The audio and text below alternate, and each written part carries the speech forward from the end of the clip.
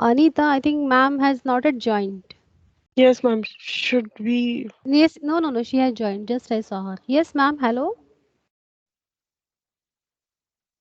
No, ma'am. Again, the same problem. We are not audible at all.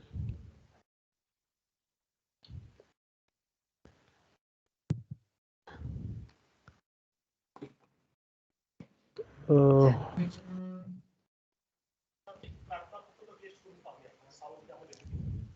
Yes. Hello. Hi, yes, ma'am. Now you're Yes, audible. she's Hello. audible. Yeah, yeah, ma'am. Welcome, ma'am. Very good evening. Yeah, good evening all. Yes, yes, it is audible. Yes, yes.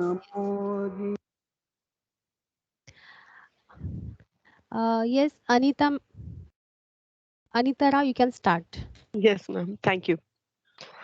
It gives me immense pleasure to extend to you a very warm welcome on behalf of the MAEER's MIT Sant Dnyaneshwar B.Ed College, Alandi Devachi, who has clubbed us all for the national level seminar series on combating radicalism. It gives me immense pleasure to inform you all that the honorable speaker for the day is Dr. Anita Belapurkar ji, and also sharing the virtual dais with her are esteemed dignitaries for today's session.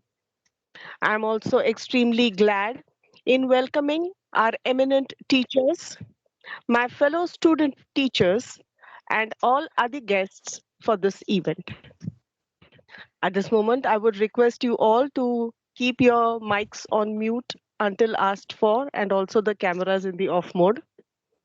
To continue, Dalai Lama has expressed in a very subtle yet a heart touching way compassion is the radicalism of our time. And Martin Luther King Jr. has put it in one of the best ways. Let us not seek to satisfy our thirst for freedom by drinking from the cup of bitterness and hatred. At this moment, I would also like to take the opportunity to thank our principal, Sri Surendra Herkalji, for taking up the topic of combating radicalism. That is a highly controversial, yet a very important topic during these times for our course 212. We are highly obliged for his faith in us and promise to keep up to his faith. I would now like to request our professor Pratibha Dabhadeji to extend her wishes to our esteemed dignitaries, guests, and all participants. Thank you, Anita, ma'am. Thank you. A very good evening to one and all present over here on this online MS Team platform today.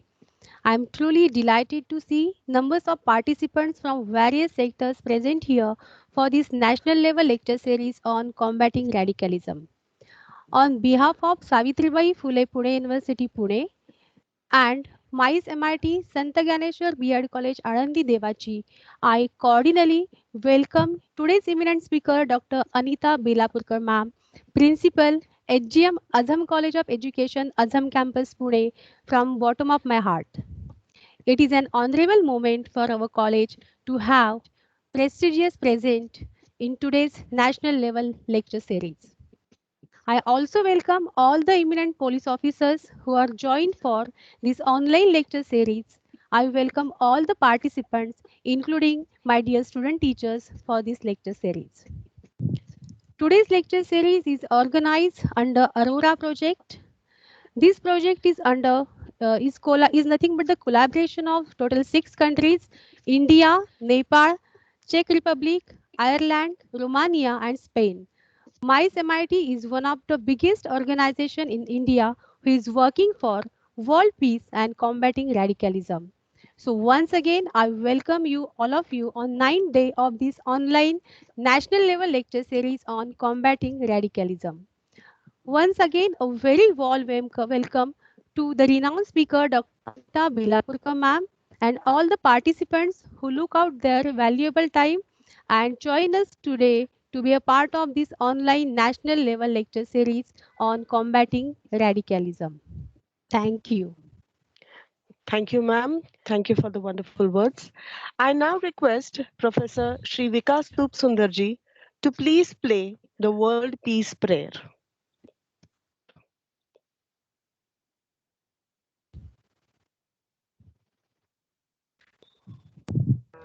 ॐ नमो जियाद्या वेद प्रतिपाद्या जय जय स्वसंवेद्या आत्मरूपा देवातुति गणेषु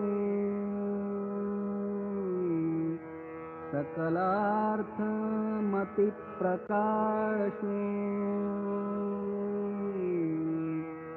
म्हणे निवृत्तिदासु अवधारि गोदी गुरुर्ब्रह्मा गुरुर्विष्णु गुरुर्देवो महेश्वरः गुरुसाक्षात् परब्रह्मा तस्मै श्रीगुरवे नमः ॐ पूर्णमदः पूर्णमिदं पूर्णात् पूर्णमुदच्यते पूर्णस्य पूर्णमादाय पूर्णमेवावशिष्यते ॐ शान्ति शान्ति शान्तिः Thank you very much, sir. We all are under the educational umbrella, that is, the hub of education in Pune, the esteemed Savitribai Phule Pune University. We will now play the Savitribai Phule Pune University prayer. Vikas sir, I request you to please play the Savitribai Phule Pune University prayer.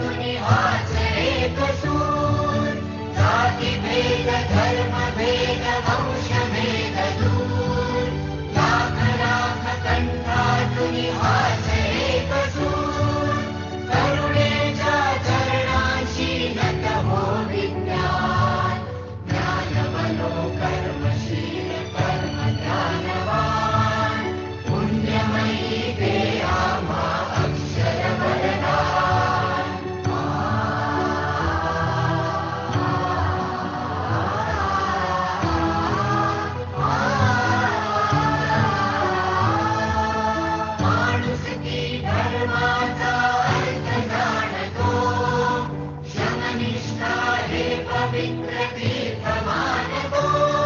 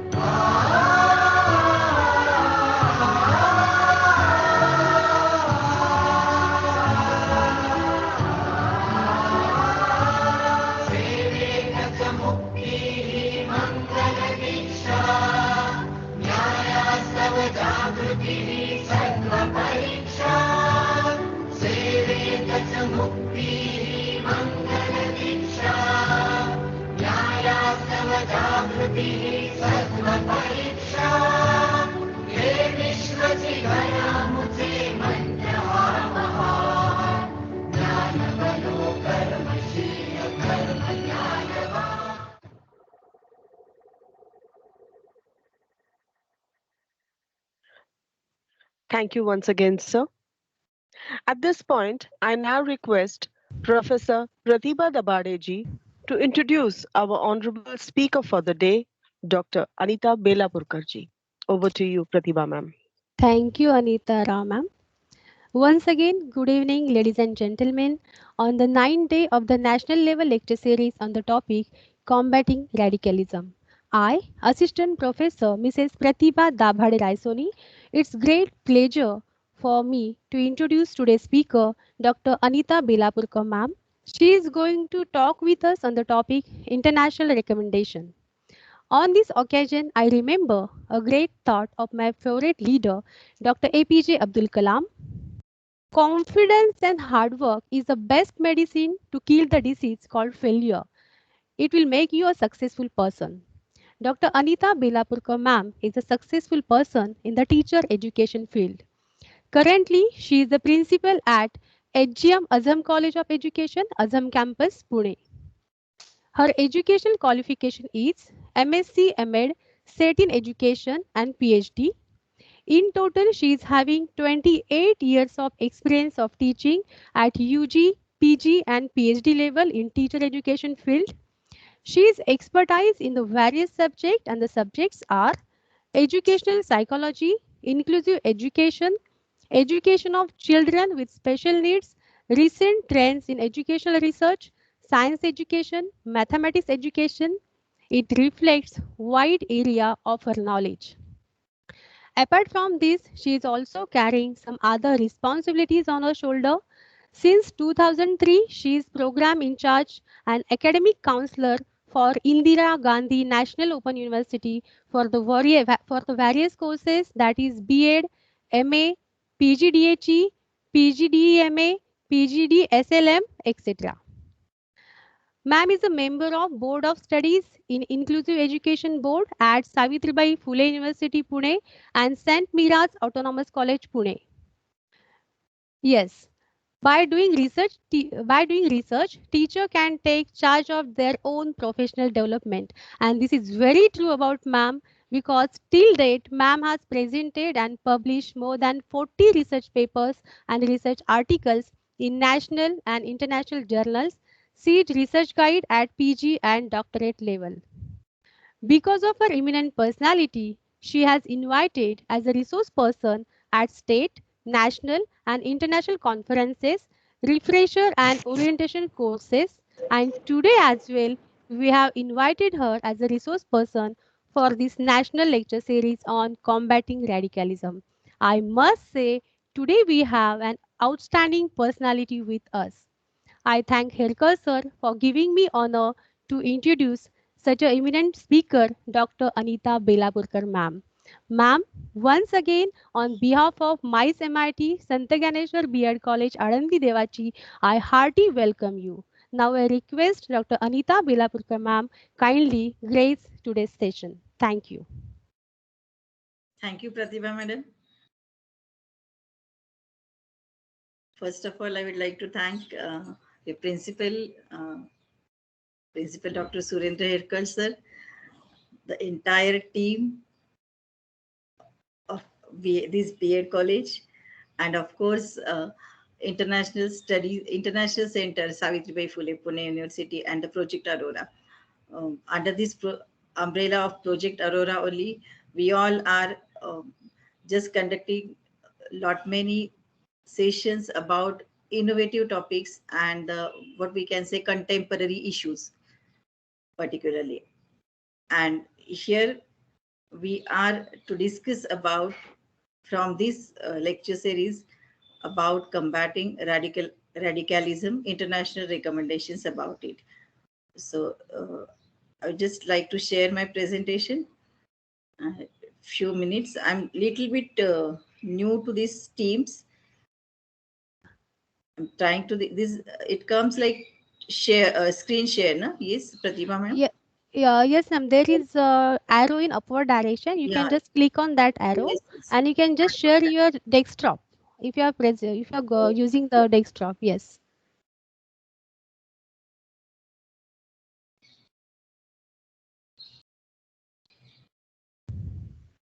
Just a minute. Mm. Is it Uh, visible now? yes, ma'am. Please switch on your PPT. Yeah, yeah, Yes, yes, ma'am. It is visible. Just do the slideshow. yeah. Yeah. So is it okay? Yeah, ma'am. It is. Thank you. So to begin with, I know that there were very interesting sessions on the interesting and a little bit what we can say of bit topic combating radicalism, but the essential topics and what we can say we must discuss about this topic. Uh, when we are teacher educators, as student teachers or teacher trainees in our college, or as citizens, we should know about this topic and we should know how to tackle with this and we should know how to fight with this, and of course what are the different recommendations, of course, in India and outside India. To begin with, so we are discussing today of course about international recommendations about this topic. To begin with, again, I know all of you must be aware about radicalism now, but just for connecting the topic, we'll again just have a look on it. Radicalization happens when a person's thinking and behavior becomes significantly different from how most of the members of their society and community view social issues and participate politically.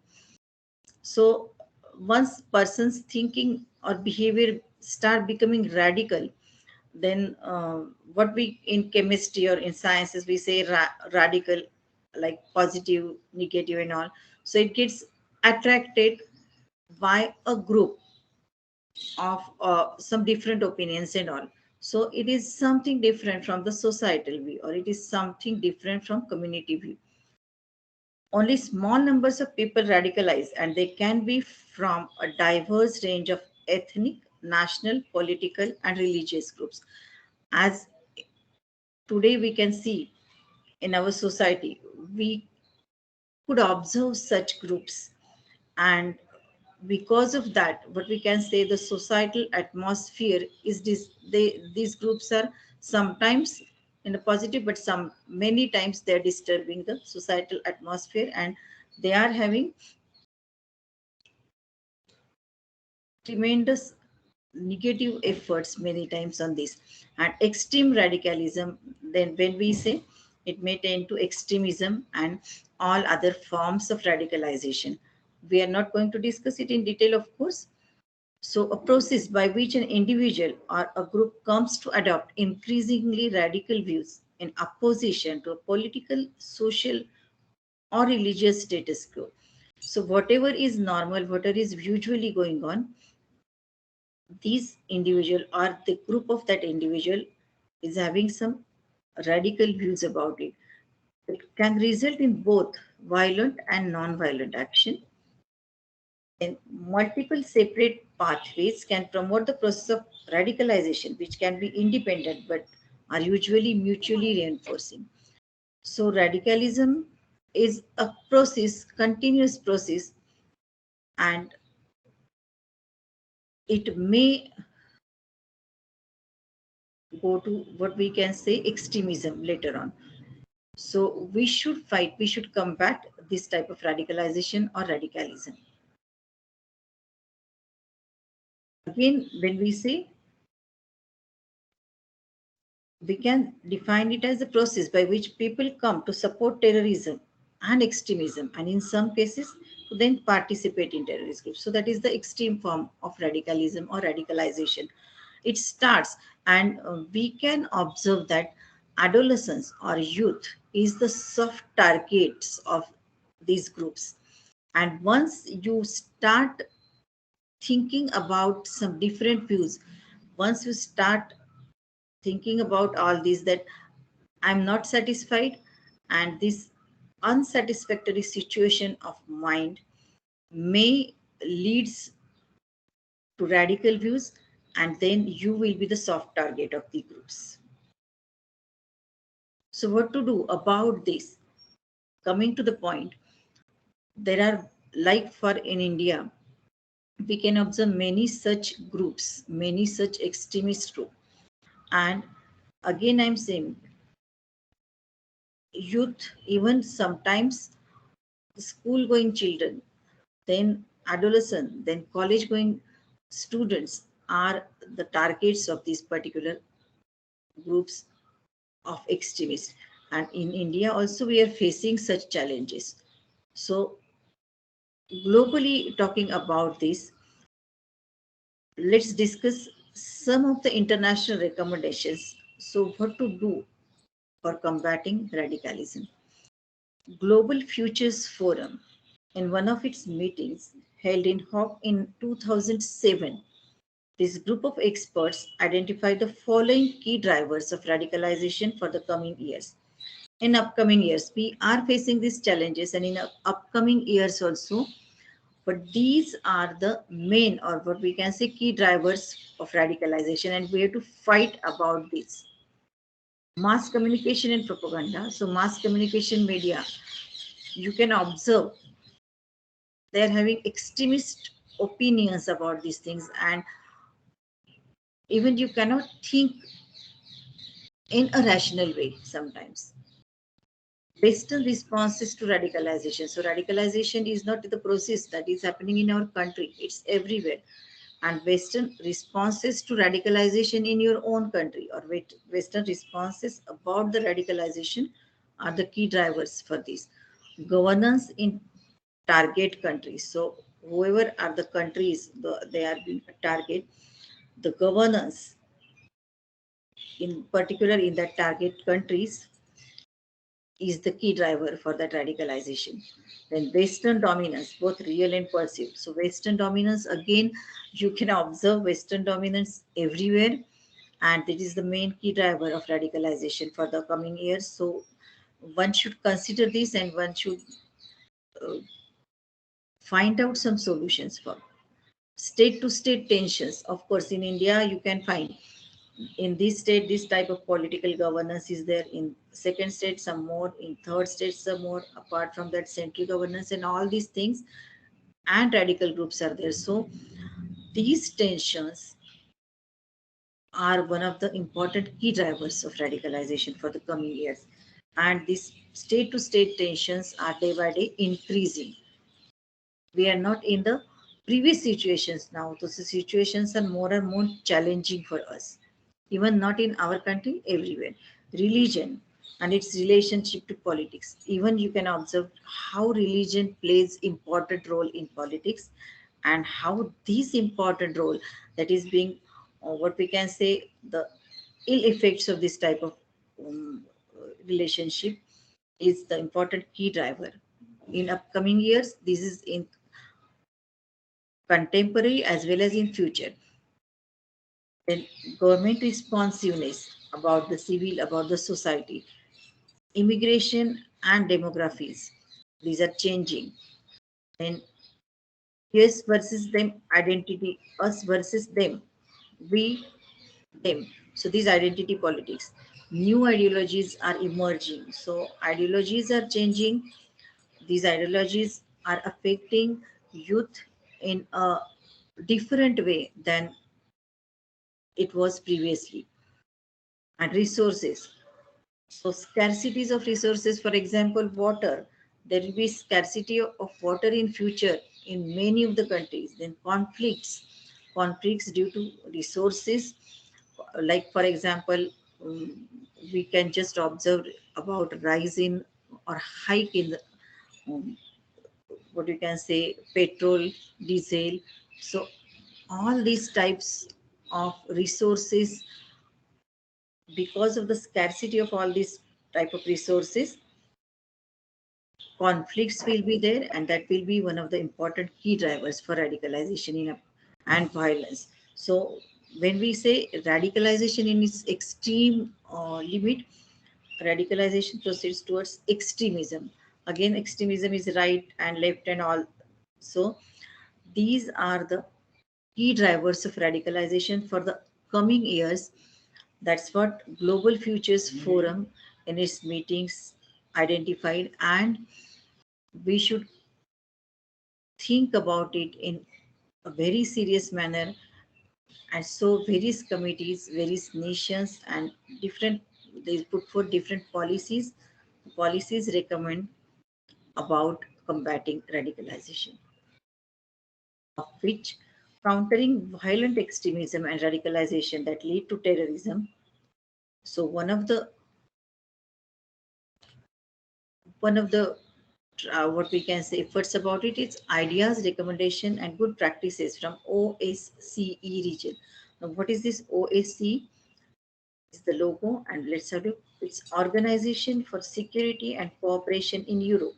So, talking about international recommendation, I would like to discuss with you about some important organization and their recommendations about combating radicalization or radicalism. So OSCE is such an institution, organization, this organization for security and cooperation in European countries or in Europe. It's the world's largest regional security organization. So what it says, recommendations of this organization of security and cooperation in Europe. Recommendations of OSCE are for combating radicalization. It should promote that organizations or even in country, we should promote conflict resolution, human rights, and the rights of national minorities, as extremist groups often seek to exploit unresolved conflicts. So this is again and again rights of national minorities. Like we are having in our country, talking about our country, we are having different minority groups like Muslim minority, Christian minorities, Sikh minorities, or even religious minorities. Apart from that, regional minority, linguistic minorities. So their rights, their right to education, right to live, and so many things are there in constitution of different countries. And many times the conflicts are there, and because of some unresolved conflicts, might be because of political issues, might be because of some unresolved conflicts, and these unresolved conflicts are like the target for these extremist groups, and they often seek to exploit unresolved conflicts, human rights violations, as well as political, ethnic, and religious tension. So political, ethnic, and religious tensions are like what we can say, there are pluses for them, and on the basis of these points, they try to radicalize the theme, radicalize the system. So as countrywide, we should promote conflict resolution. We should try to resolve the conflicts because of region, religion, ethnic issues, political issues, cultural issues in a positive way. Then the radicalization process slow down. Should lead international capacity building efforts in countering violent radicalization, especially in Central Asia and Western Balkans, which are often said to be strategic priorities in the fight against violent extremism. Here, instead of all these capacity building efforts is the most important issue. Capacity building efforts should be taken. They should become a clearinghouse for good practices in countering violent radicalization. So violent radicalizations could be cleared by practicing some capacity building issues, practicing some different activities, and some policies should be built for that. So these three are the main recommendations by organization. But like we have to promote conflict resolution in a peaceful, in a positive manner. capacity building efforts should be taken, and good practices in countering violent radicalization. When talking about Lorenzo Vidino's recommendations on homegrown radicalism in United States, we've just discussed about OSCE's European countries or Europe uh, based radicalization and how we can combat it. Now, these are the recommendations on homegrown radicalism in United States. So, what this study says, recommendations are: first, know your client. No counter radicalization program can be effective without a deep knowledge of the targeted community. So, who is the soft target or who is the target, and on whom this radicalization process is started, or on whom this extremist or what we can say radicalist are just we can say trying to make them target. So this is the targeted community and a process that leads some in it to radicalize. So you should know what exactly is the behavior of that targeted community, what exactly are their weak points, and how, that is the process, how the group, those who is focusing on the radicalization of this targeted community, how the group is going to radicalize the people, radicalize that particular community. For example, when we say in India, Muslim minority, Sikh minority, so all these are sometimes the target groups of these people, and they start slowly radicalizing this. So you should know about the client, you should know about this community, you should know about those who are going to radicalize. So knowing is very important. Then only you can implement some policies. Be flexible. No single approach will work in all the cases and everywhere.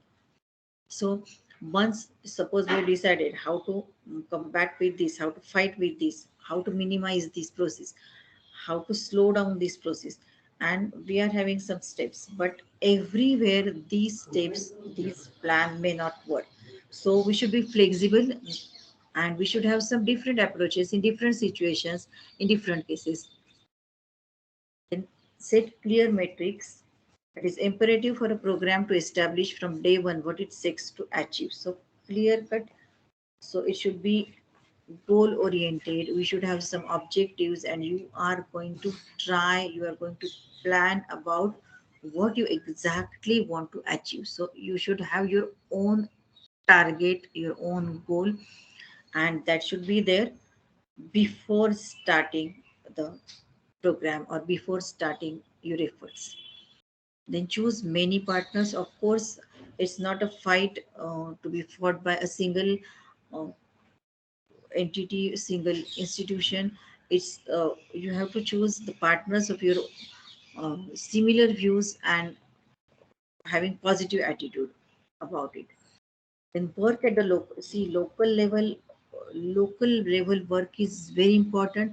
It is not that from upper side, it's not a ladder. From upper side you're just giving instructions and it gets percolated, but you have to work at local level. Actual counter radicalization work is done at local level. So there are groups, there are target groups, like in tribal, for example, when we talk about Marxist activists. So you have to work at the level where these tribal people are there, where that particular their, what is their focus area you should know, and you should work at the local level.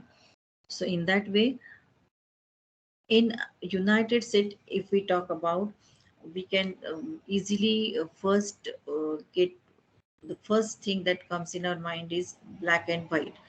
So racists are there, black and white. So all these types of radicalism is there, and for fighting that, you should know each and every case.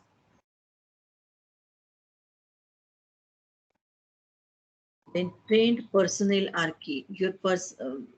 Those who are planning and implementing this type of policy should be trained personnel. You should know like that. You should know what it is exactly. You should know about the targets. You should know about those who are going to radicalize, who are going to make them target.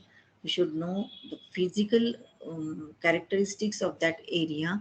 You should know the resources available to the group of people who are going to radicalize others.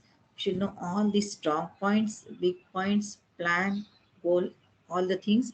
And for that, you should have proper training about it. So, a network of competent law enforcement officials, social workers, teachers, and community leaders is considered the best frontline defense against radicalization. Lay down counter-terrorism. So security services have to be involved, must, but their visibility must be minimal.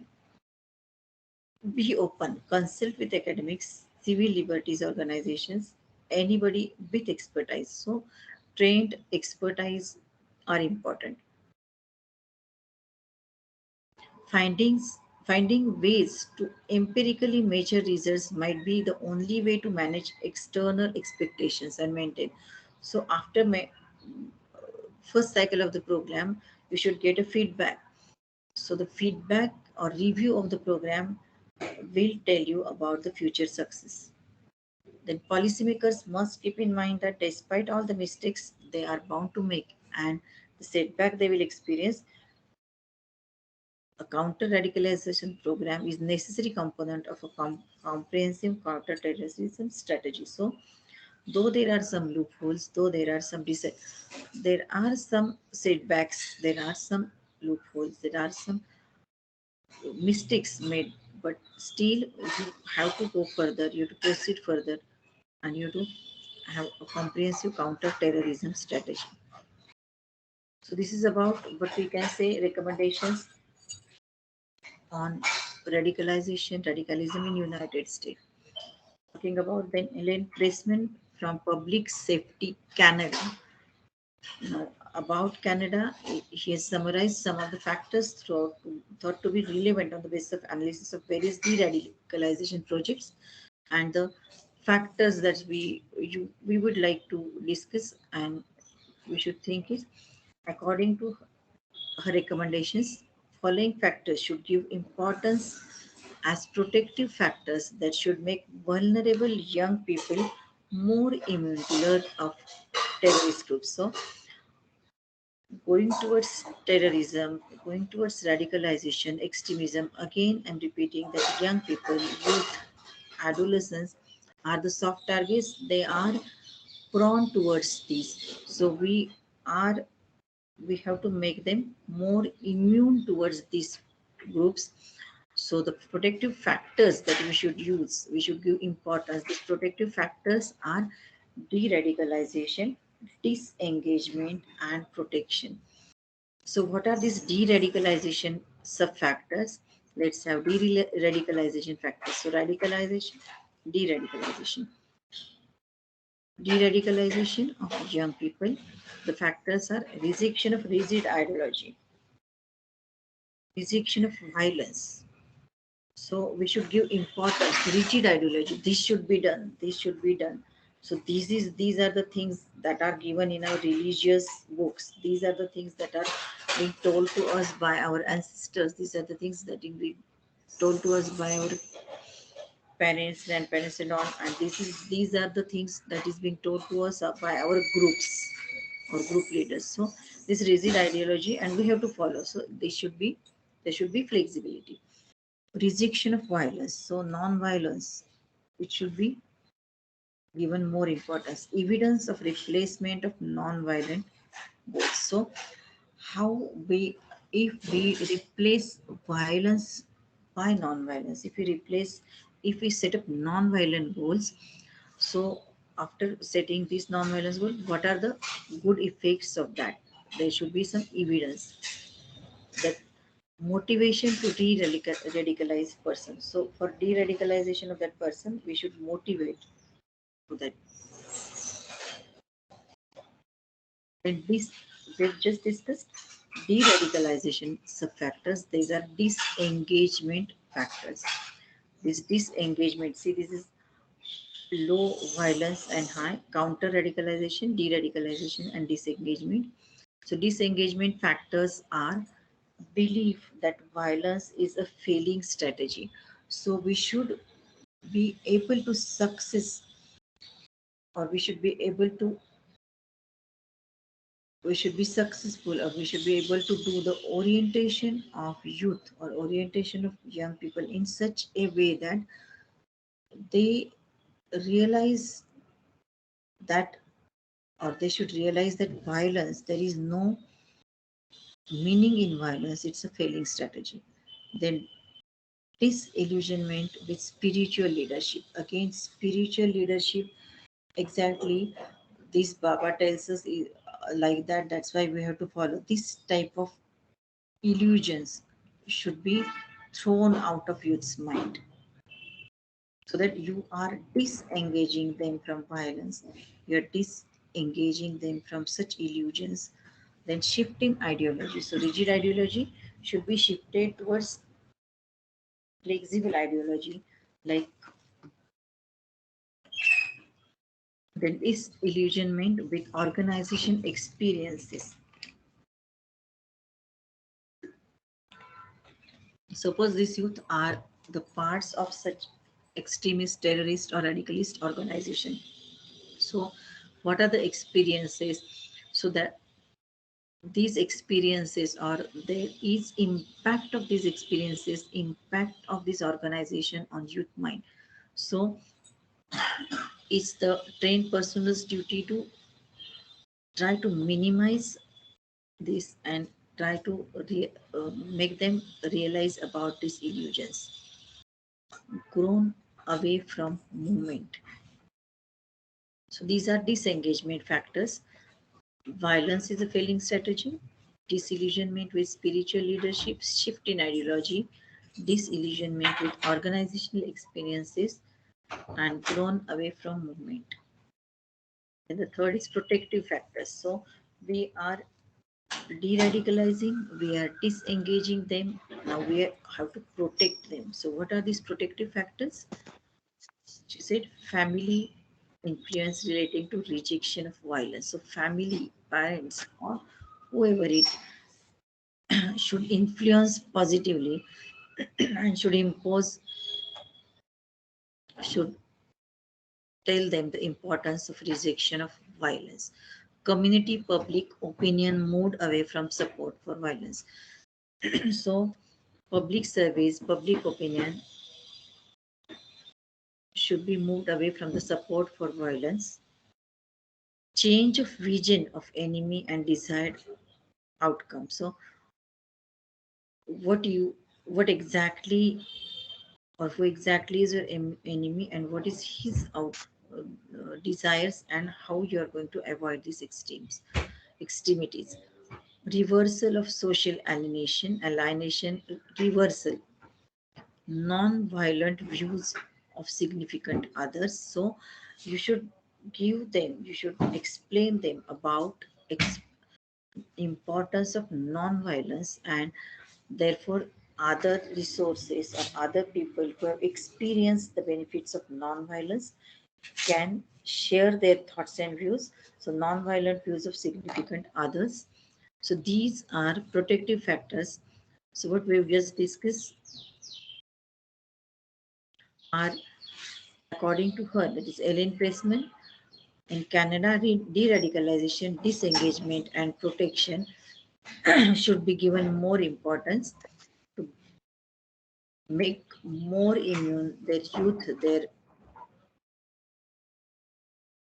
young generation towards radicalization, from radicalization. With recommendations on preventing radicalization and extremism, UN support, United Nations support. So the support group just tells us something about, it's a global framework, and the recommendations of these groups are national plans should be developed in a multidisciplinary manner. So a multidisciplinary is the main factor behind it.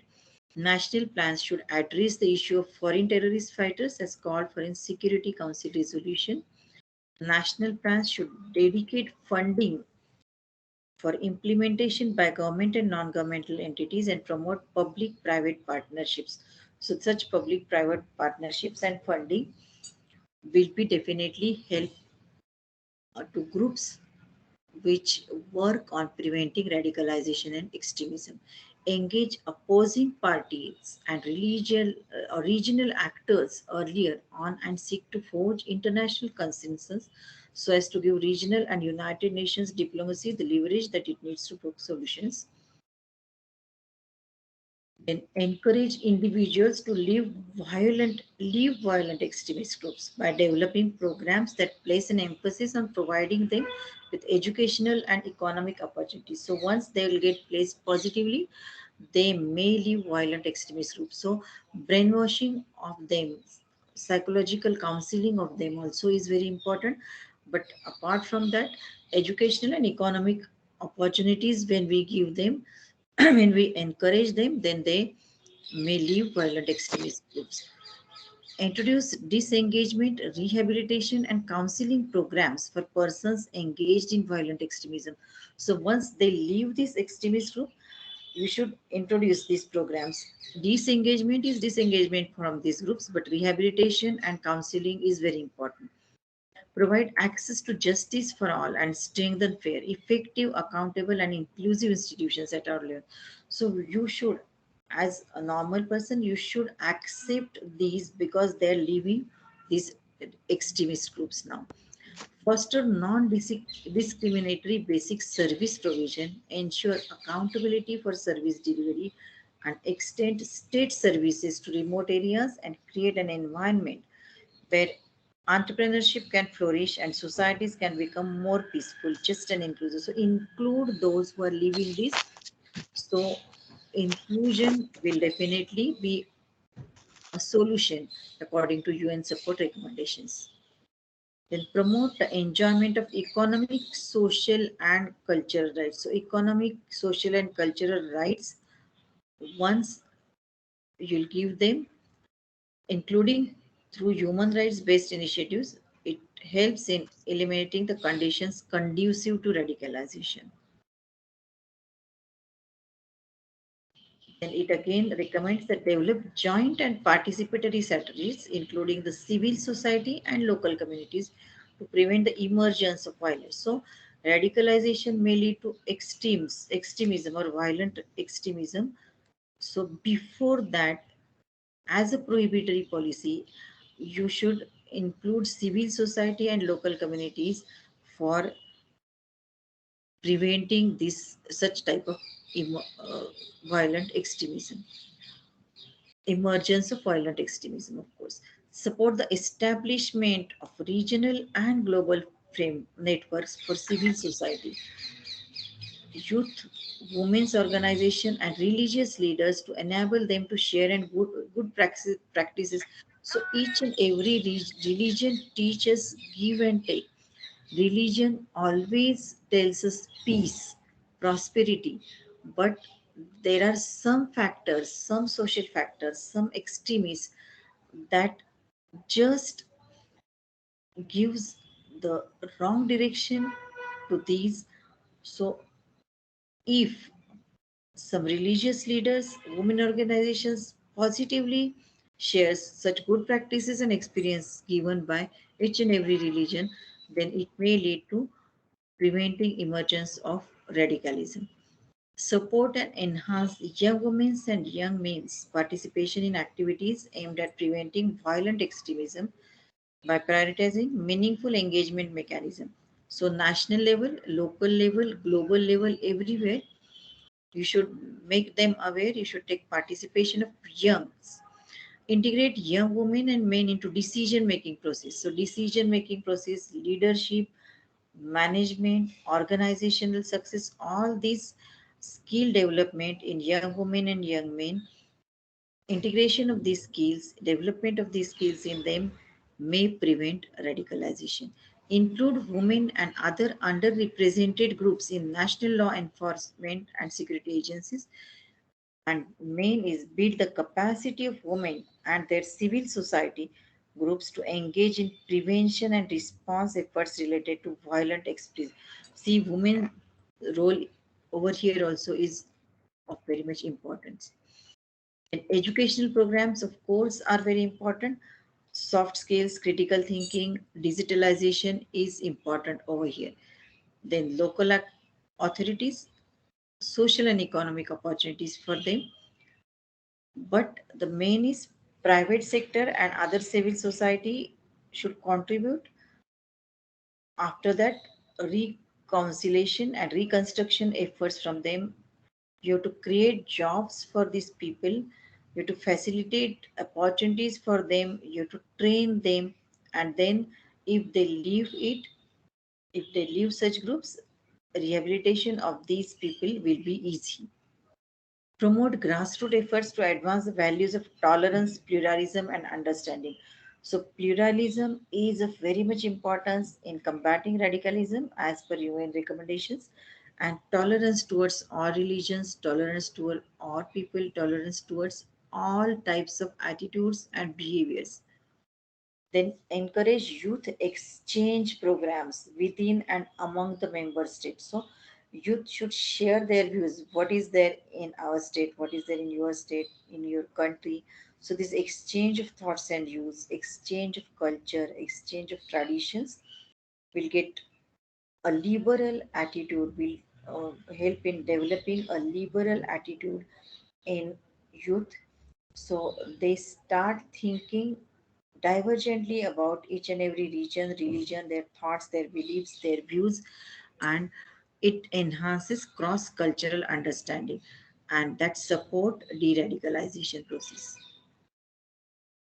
European Parliament recommendations to improve youth counter-radicalization efforts are the recommendations. These are very important recommendations. Revise use diagnosis of radicalization, move away from counterproductive, alarmist discourses that polarize debates and risk damaging social cohesion. Then tackle negative consequences of counter radicalization policies by restricting their scope. Counter radicalization policies. See, the agenda has been inspired by the context of war on terror and needs to be profoundly revised, considering its potential. Strengthen use of expertise in the field of violent extremism. So the recommendation is you have to strengthen expertise.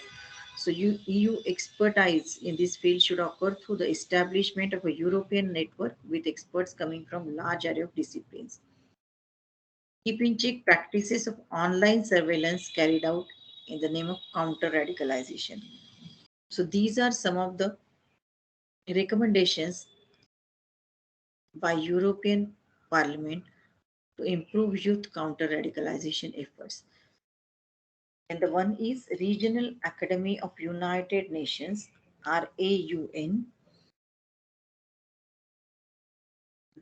policy recommendations, particularly for Southeast Asian countries, by this RON, Regional Academy of United Nations, are increasing the government's support to research on the prevention of radicalization and violent extremism. So it says that the government should increase economic, that is financial support for research on prevention of radicalization. So research means it surveys, it takes a survey, it may try some policies, it may try its plan on a group of people, a small group of people on a research basis.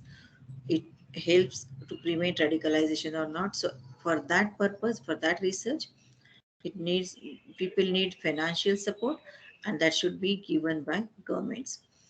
Support and encourage civil society groups working on gender equality. So,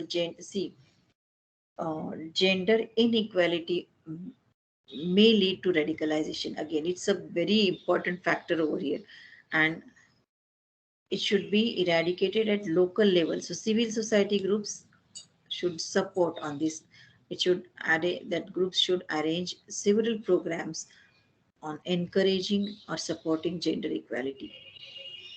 Facilitate frequent meetings with civil society groups to get first hand information on needs to better address the issue of radicalization. So, orientations, discussions to be held in groups and civil society groups to give the overall information about the issue of radicalization, what are the ill effects of radicalization, how are the policies to be framed to radicalize or to leave these people from the extremist groups. support regional prevention networks to focus differently on regions where radicals are recruited and regions where radicals are settling. So, where this such radicalization process is occurring, where to focus on these regions and where to prevent these networks based on the local needs, based on that particular radical group nature. So, it varies from region to region.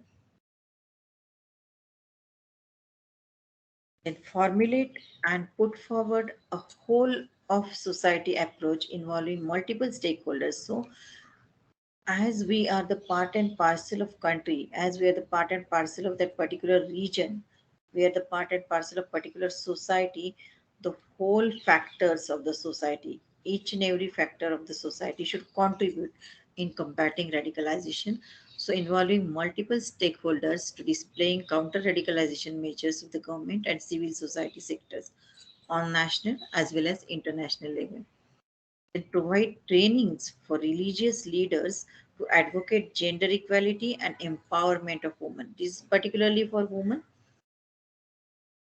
Support the establishment of mother schools. See, mother schools, it recommends that the schools should be established where women can learn to detect radical behavior and prevent their family members from engaging in radical behavior. See, your family is your first society. Your family, so once whatever your things you observe in the family, you will learn the things you'll observe and imitate, try to imitate these things. So at family level, if the woman in the family, if the mother in the family are trained to detect such behavior, such abnormal, such unexpected behaviors of the gods of her children, of her kids, then we can prevent such radical behavior. We can prevent, we can stop the process of radicalization right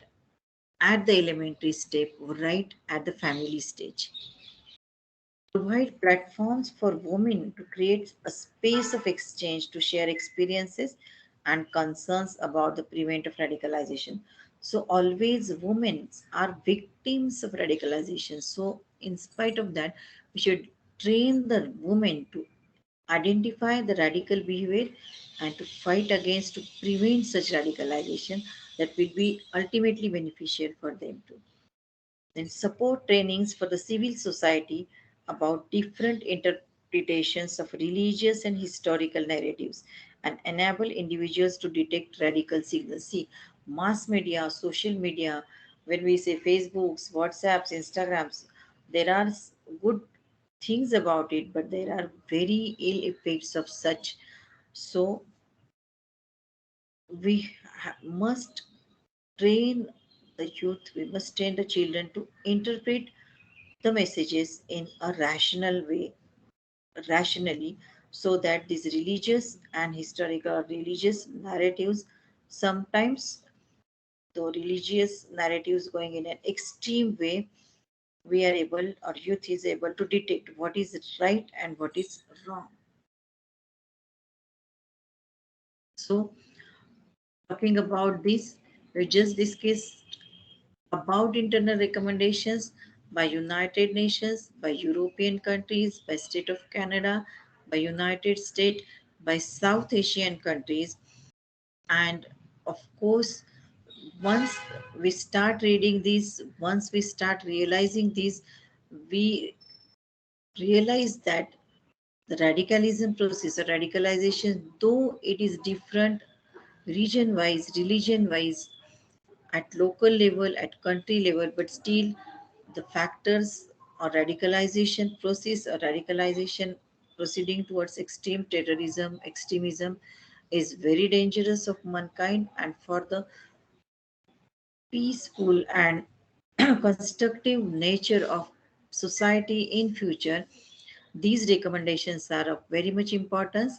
Even when we talk about India, there are such groups of there are such process of radicalization, radicalism, such radical groups, and these recommendations will definitely be helpful in India also to fight against, to combat the radicalization process. So we should stop radicalism. Thank you.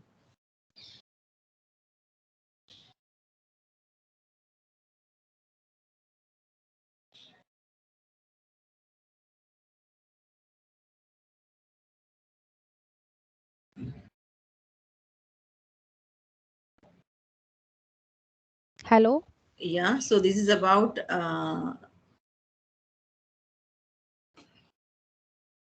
the radicalism, and internal recommendations about it. So if anyone wants to ask something, you're free to ask. Otherwise, Yes, please. The forum is open for question answer session right now.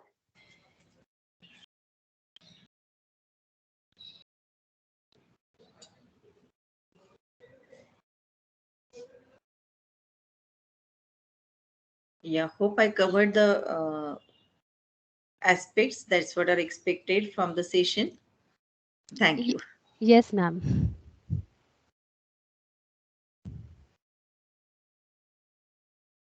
You can also type your questions in the chat box. Yes, participants. Either you can ask or you can type.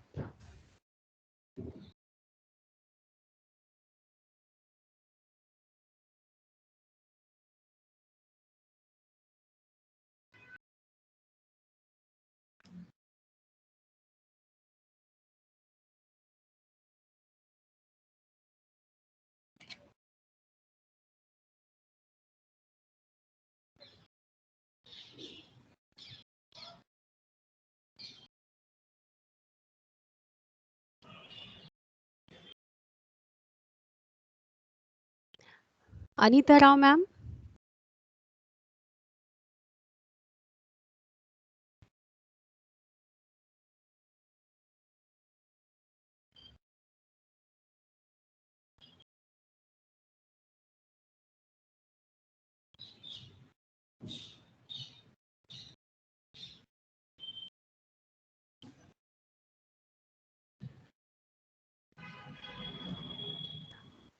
Am I audible, Anita Rao, ma'am?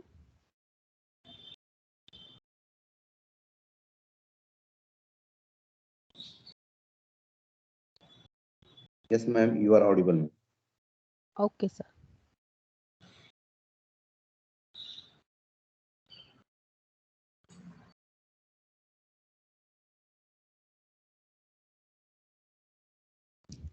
I think no questions are there. So we should move ahead for the last session of this event, that is vote of thanks. I think my voice is not audible to Mrs. Anita Rao, so I'm going to continue the session.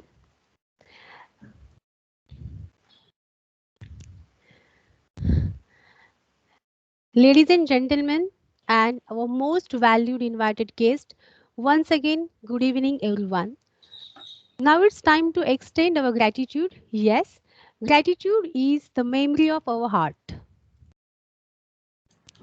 Myself, Assistant Professor Pratibha Dabhade Raisoni, present here to propose vote of thanks. I, on behalf of MIT Sant Dnyaneshwar B.Ed College, Alandi, Devachi, Pune, and the entire fraternity present over here, and my own behalf, extend a very hearty vote of thanks to our today's speaker, Dr. Anita Belapurkar ma'am, for enlightening us with her knowledge.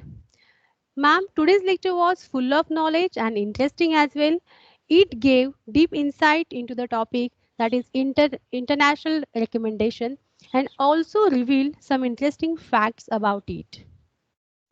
During her session, ma'am focused on various main things.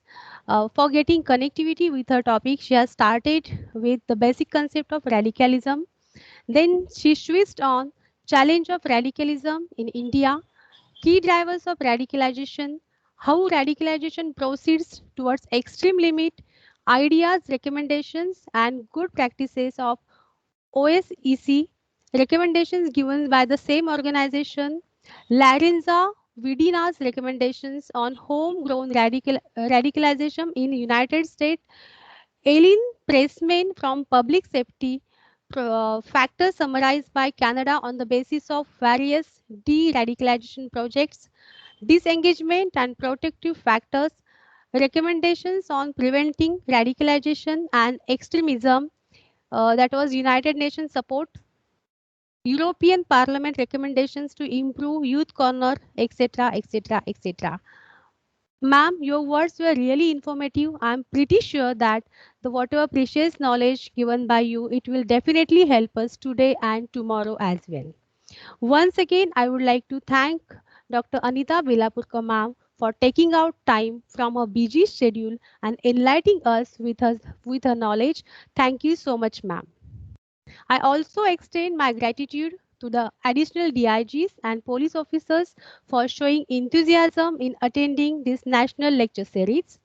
I am very grateful to our principal and convener of this national level lecture series, Dr. Surendra Helkar sir, for the continuous encouragement and for taking initiative in conducting lecture series on one of the most important topic, that is combating radicalism.